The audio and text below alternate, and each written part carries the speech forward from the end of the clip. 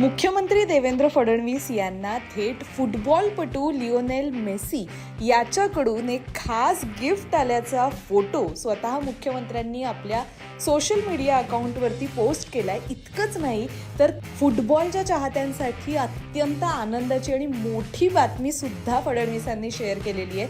त्यांनी आपल्या पोस्टमध्ये उल्लेख केल्याप्रमाणे प्रसिद्ध फुटबॉलपटू लिओनेल मेसी हा 14 डिसेंबर 2025ला गोट टूरचा भाग म्हणून मुंबईमध्ये येणार आहे.